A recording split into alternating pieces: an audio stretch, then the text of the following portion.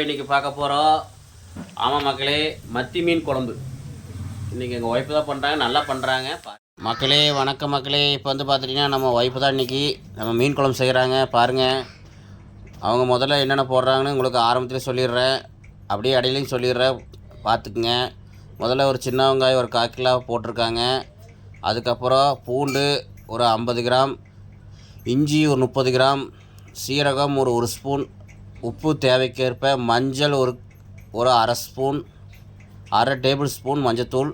அப்புறம் தக்காளி வந்து ஒரு 5 தக்காளி போடணும். 5 தக்காளி வெட்டி ரெடியாக எடுத்து வச்சுக்கோங்க. இப்போ நம்ம சின்ன வெங்காயம், பூண்டு, சீரகம், இஞ்சி இதெல்லாம் போட்டு நல்லா வணக்கிடலாம். முதல்ல பாருங்கள், வெங்காயம் வணக்கிறதுக்காக கொஞ்சம் உப்பு போட்டிருக்காங்க. போட்டு இப்போ நல்லா முதல்ல வணக்கிடலாம். சின்ன வெங்காயம், பூண்டு இதெல்லாம் கொஞ்சம் நல்லா வணக்கி வேக வச்சிட்டோம்னா அதுக்கப்புறம் நம்ம தக்காளி இதெல்லாம் மசாலா போட்டுக்கலாம். ஓகே, இந்த மாதிரி ட்ரை பண்ணி சாப்பிட்டு பாருங்கள் மக்களே. நல்லா செய்கிறாங்க. நானே நம்ப முடிய மாட்டேங்குது. சூப்பராக இருந்தது மக்களே. நீங்களே இதே மாதிரி செஞ்சு ட்ரை பண்ணி பாருங்கள். ஓகே, பாருங்கள் நல்லா வணங்கிட்டு இருக்குது. நீங்கள் ஈஸியான முறையில் உங்களுக்கு ஒரு மீன் குழம்பு செய்யணும்னா இந்த மாதிரி செஞ்சு நீங்களும் பயன்பெறன்னு சொல்லி தான் இந்த மாதிரி நான் ஒரு வீடியோ எடுத்து உங்களுக்கு போட்டுட்ருக்கிறேன். பாருங்கள், சிம்பிளாக முடிஞ்சிடும். மீன் குழம்பு செய்கிறது ரொம்ப ரொம்ப ஈஸி. இப்போ தக்காளி வந்து நம்ம ஒரு 5 தக்காளி போடுறோம். பாருங்கள், மெயினாக வந்து பார்த்துட்டிங்கன்னா நம்ம வந்து ஆப்பிள் தக்காளி தான் போட்டிருக்குறோம். இதுக்கு வந்து நீங்கள் நாட்டு தக்காளி போட்டிங்கன்னா நல்லா டேஸ்ட்டாக இருக்கும் குழம்பு. பாருங்கள், இப்போ மறுபடியும் கொஞ்சம் உப்பு போடுறாங்க. முதல்ல ஒரு 1/2 ஸ்பூன் உப்பு போட்டாங்க. இப்போ மறுபடியும் ஒரு 1/2 ஸ்பூன் போட்டிருக்காங்க. ஏன்னா வணங்குறதுக்காக போடுறாங்க. அது கூட நம்ம கொஞ்சம் கருவேப்பிலை போட்டுக்கோங்க. சும்மா ஒரு 2 கொத்து, இந்த மாதிரி 2 கொத்து கருவேப்பிலை போட்டுக்கோங்க. இப்போ நல்லா இது வணங்கட்டும். வணங்கினதுக்கப்புறம் நம்ம என்னென்ன மசாலா உள்ளே போடுறோங்கிறத காட்டுறோம் பாருங்கள். ஓகே, யார் யாருக்கு மத்தி மீன் குழம்பு பிடிக்கும் அப்படின்னு எனக்கு கமெண்டில் சொல்லுங்கள். அடுத்தது வந்து பார்த்துட்டிங்கன்னா நம்ம மஞ்சத்தூள் கொஞ்சம் போட்டுக்கலாம் மக்களே. இப்போ கொஞ்சம் மஞ்சத்தூள் போட்டுக்கலாம். ஓகே, மஞ்சத்தூள் வந்து மெயினாக போட்டே ஆகணும். அப்போ தான் அது குழம்புக்கான கலரே கொடுக்கும். பார்த்துக்கு, நாங்கள் போட்டது வந்து வீட்டு மஞ்சள், வீட்டில் அரைச்ச மஞ்சள். அது கலர் வராது. கடையில் வாங்கி போட்டிங்கன்னா கலர் வரும். ஏன்னா அது கெமிக்கல் கடையில் விற்கிறது. நம்ம வீட்டில் செய்கிறது நேச்சுரல். ஓகே, இப்போ நல்லா வணங்கினதுக்கப்புறம் மக்களே நான் என்னென்ன மசாலா போடுறேன்னு காட்டுறேன் மக்களே. மஞ்சள் வந்து உங்களுக்கு ஒரு 1/4 ஸ்பூன் போட்டுக்கங்க. சும்மா கலருக்காக தான். போட்டு நல்லா வணங்கிருச்சு. வெங்காயம், தக்காளிலாம் பாருங்கள் எவ்வளோ இதாக வணங்கிருச்சு பார்த்தீங்களா. இப்போ வந்து குழம்பு தூள் வந்து போடுறாங்க. அது வந்து எவ்வளோன்னு பார்த்துட்டிங்கன்னா குழம்பு தூள் வந்து 25 கிராம் போட்டிருக்குறோம். பாருங்கள், ஆச்சி குழம்பு தூள் தான் போட்டிருக்கோம். அதுதான் எப்பயுமே நாங்கள் போடுவோம். பாருங்கள்,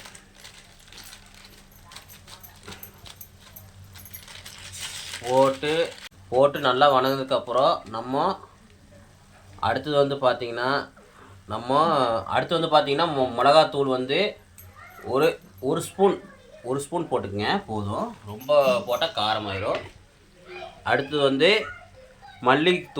மல்லித்தூள் வந்து வீட்டில் அரைச்ச தூள் பார்த்தீங்கன்னா தெரியும். வீட்டில் அரைச்ச மல்லித்தூள் ஒரு 2 ஸ்பூன் போடுங்க. அப்போ தான் குழம்பு நல்லாயிருக்கும்.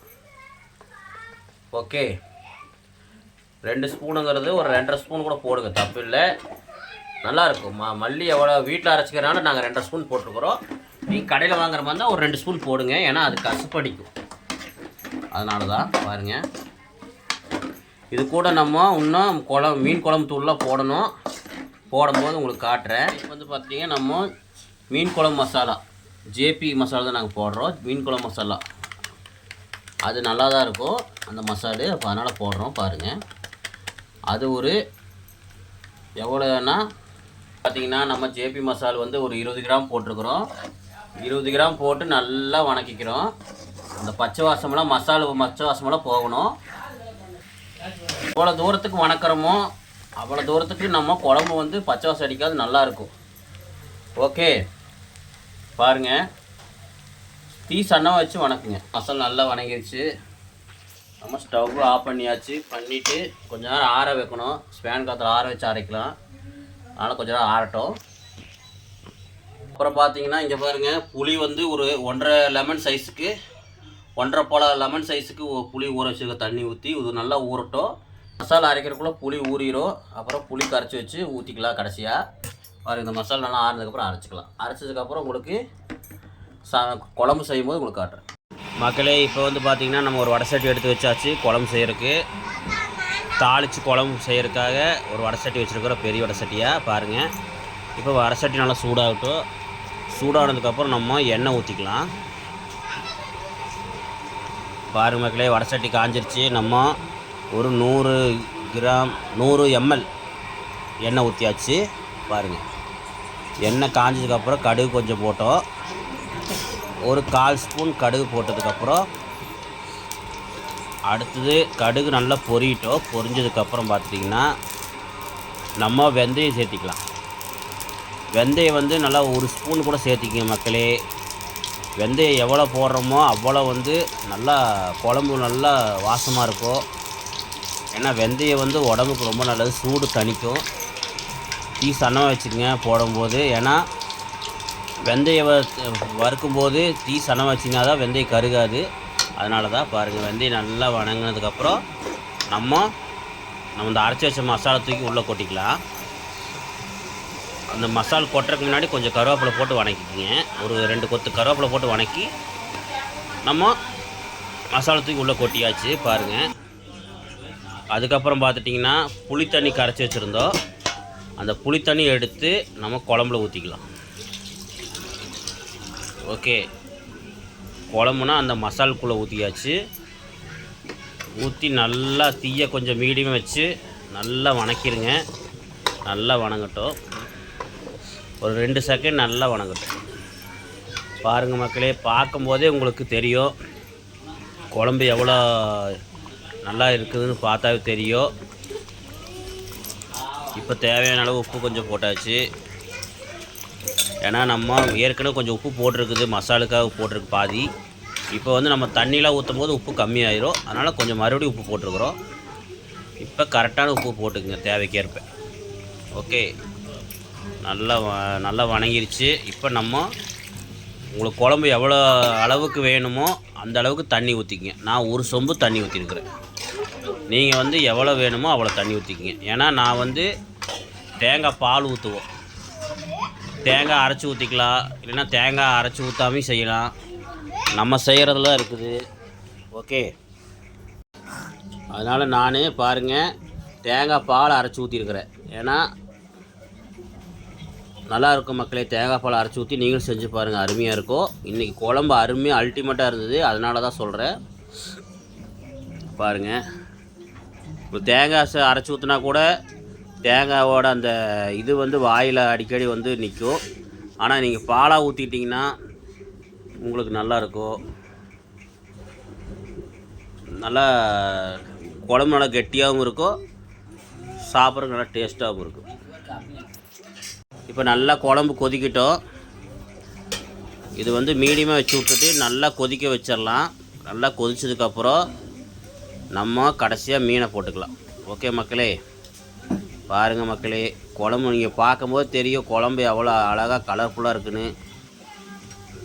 புளி வந்து நாங்கள் பழைய புளி தான் போட்டிருந்தோம், கரும்புளின்னு சொல்லுவாங்க, அதுதான் போட்டிருந்தோம்.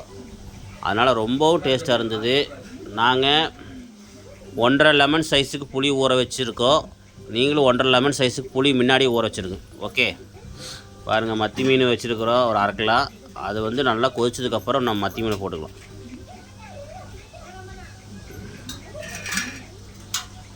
இப்போயே உப்புலாம் வந்து கரெக்டாக பார்த்துங்க. மீனில் அப்போ தான் கரெக்டாக உப்பு பிடிக்கும். ஓகே மக்களே, பார்த்தீங்கன்னா தெரியும் மக்களே. இப்போ நல்லா கொதிக்குது பார்த்தீங்களா. நல்லா மசால் நல்லா வெந்து நல்லா தளன்னு கொதிக்குதா. இப்போ வந்து நம்ம மீனை போட்டுக்கலாம்.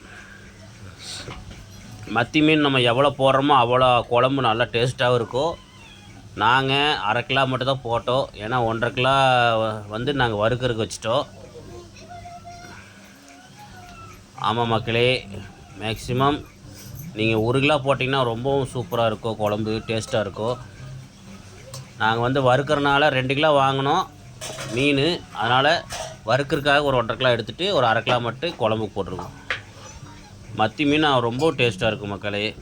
மத்தி மீன் குழம்பு அருமையாக இருக்கும். இதே மாதிரி ட்ரை பண்ணி பார்த்துட்டு எப்படி இருக்குன்னு எனக்கு கமெண்டில் சொல்லுங்கள், மறக்காமல் சொல்லுங்கள் மக்களே. பாருங்கள் மக்களே, நம்ம மீனெல்லாம் போட்டுறாச்சு. இது வந்து குட்டி மீன் மக்களே. குட்டி மத்தி மீனால் ரொம்பவும் டேஸ்ட்டாக இருந்தது. இது பெரிய மத்தி போட்டிருந்தா டேஸ்ட்டு கம்மியாக தான் இருந்திருக்கும். குட்டி மத்தி மீனுங்கிறனால ரொம்பவும் டேஸ்ட்டாக இருந்தது. பாருங்கள், மீனெல்லாம் போட்டாச்சு. போட்டு இப்போவே நல்லா கிளறி விட்ருங்க. மீனெல்லாம் மசாலா கூட நல்லா கலக்கி விட்ருங்க. அதுக்கப்புறம் நீங்கள் கலக்குனீங்கன்னா, மீன் வெந்ததுக்கப்புறம் கலக்கினா மீனில் உடஞ்சிரும். இப்போயே நல்லா கலக்கி விட்ருங்க. ஓகே, இப்போ இது நல்லா கலங்கிட்டோம். மீனும் மசாலா நல்லா மிக்ஸ் ஆனதுக்கப்புறம் நம்ம மீடியமாக தீய வச்சிடலாம். அதுக்கு முன்னாடி தட்டை போட்டு மூடி வச்சுருங்க. தீயை மீடியமாக வச்சு விட்டிங்கன்னா நல்லா மீன் வந்து ஒரு 2 செகண்ட் வெந்தால் போதும். ஏன்னா சின்ன மீனால் சீக்கிரம் வந்துடும். மக்களே, நம்ம தட்டை போட்டு மூடி வச்சாச்சு. தீயை மீடியமாக வச்சாச்சு. ஒரு 2 செகண்ட் வெந்தால் போதும், மீன் வெந்துடும். சின்ன மீனால் சீக்கிரம் வந்துடும். பார்த்தீங்களா, மீடியம் வச்சாச்சு தீயை. ஓகே மக்களே, இப்போ நல்லா இது ஒரு 2 செகண்ட் வேகட்டும். வெந்ததுக்கப்புறம் நம்ம பார்க்கலாம். வெந்துச்சுன்னா முடிஞ்சது, நம்மளுக்கு சூப்பரான மீன் குழம்பு ரெடி மக்களே. ஓகே மக்களே, இந்த மாதிரி உங்கள் வீட்லேயுமே மீன் குழம்பு நல்லா செய்வாங்கன்னா எனக்கு கமெண்டில் சொல்லுங்கள். மீன் குழம்பு ரொம்ப ரொம்ப உடம்புக்கு நல்லது, மத்தி மீன் குழம்பு மக்களே. பாருங்க, ஃபைனலாக நம்மளுக்கு மீன் குழம்பு ரெடி. கோச்சதுக்கப்புறம் இறக்கியாச்சு.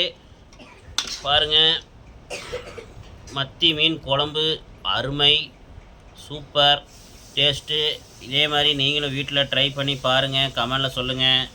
பாருங்கள், நான் இப்போ சாப்பிட போகிறேன். வாங்க சாப்பிட்டு எப்படின்னு சொல்கிறேன் மக்களே. வாங்க நம்ம பாருங்கள், சாப்பிட்டு உங்களுக்கு எப்படின்னு சொல்கிறோம் பாருங்கள். நம்மளோட வீடியோவில் ஸ்பெஷல் என்னென்னா, எல்லோரும் வீடியோ சமையல் செஞ்சு போட்டு காமிச்சிருவாங்க. சமையல் செஞ்சு முடிஞ்சதுக்கப்புறம் அவ்வளோதான் முடிஞ்சது. நம்ம வீடியோவில் என்ன ஸ்பெஷல்னு பார்த்துட்டிங்கன்னா, சமையல் செஞ்சு சாப்பிட்டு பார்த்து கமெண்ட் சொல்கிறதா நம்ம சேனலில் ஸ்பெஷலு. நம்மளுக்கு நல்லா இருந்தால் நல்லா இருக்குன்னு சொல்லிடுவேன், நல்லா இல்லைன்னா நல்லான்னு சொல்லிடுவேன். அதுதான் நம்மளுடைய கேரக்டர். அதுக்காக தான் நாங்கள் சாப்பிட்டு பார்த்து சொல்கிறது. ஏன்னா அவங்க என்றைக்கு சமையல் செய்கிறவங்க அவங்க செய்கிற சாப்பிட்டு பார்த்து சொன்னால் தான் அவங்களுக்கு தெரியும் எப்படி இருக்குன்னு. வாங்க நம்ம சாப்பிட்லாம். எங்கள் ஒய்ஃப் தான் செஞ்சாங்க. என்னடா குழம்பு இது எப்படி இருக்குது, நல்லாவே இல்லை. மசாலா இல்லை, ஒன்றும் இல்லை. சரியாக மசாலா பிடிக்கல மக்களே. ரொம்ப புளி ஓவர்.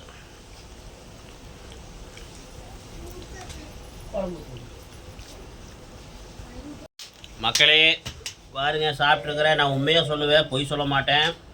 உங்களுக்கு தெரியும், மீன் குழம்பு சுமார் தான் இன்றைக்கி, இவ்வளோதான். ஏன்னா எங்கள் அம்மா செய்யலை, எங்கள் ஒய்ஃப் தான் செஞ்சுருக்குறாங்க. சுமாராக தான் இருக்குது. இதே மாதிரி நீங்களும் தயவுசெய்து ட்ரை பண்ணாதீங்க அப்படின்னு நான் சொல்ல மாட்டேன். சூப்பராக இருக்குது, டேஸ்ட்டாக இருக்குது, அருமையாக இருக்குது. இங்கே பாருங்க, பாதி சாப்பாடு காலி. நம்ப மாட்டீங்க, அருமையாக செஞ்சுருக்குறாங்க மக்களே. Taste ultimate. மக்களே அருமையாக இருக்குது, சூப்பராக இருக்குது. இதே மாதிரி நீங்களும் செய்யுங்க. உங்களை ஒரு சின்ன ப்ராங்க் மாதிரி பண்ணேன், சூப்பராக பண்ணிக்கிறாங்க மக்களே. மெயினாக அந்த புளி போட்டிருக்குது வந்து டேஸ்ட் அருமையாக இருக்குது. அந்த பழைய புளி போட்டிருக்கிறோம், அதனால் ரொம்பவும் நல்லா இருக்குது, டேஸ்ட்டாக இருக்குது. குழம்பு நல்லா காரம் இல்லை, ரொம்ப காரம் இல்லை, ரொம்ப காரம் கம்மியாகவும் இல்லை, நார்மலாக இருக்குது. இதே மாதிரி நீங்களும் ட்ரை பண்ணுங்கள் மக்களே. இந்த வீடியோ பிடிச்சிருந்தால் லைக் பண்ணுங்கள், ஷேர் பண்ணுங்கள். மறக்காமல் இதே மாதிரி குழம்பு நீங்கள் செஞ்சு பார்த்துட்டு என் கமெண்டில் சொல்லுங்கள். அருமை மக்களே, அருமை, சரியான டேஸ்ட், அல்டிமேட். சாப்பிடுங்க. நான் சாப்பிட்றேன். மீன் குழம்பு சொல்லாத வேணும், எச்ச ஒரு வாய் சாப்பிட்றேன். பாய் மக்களே.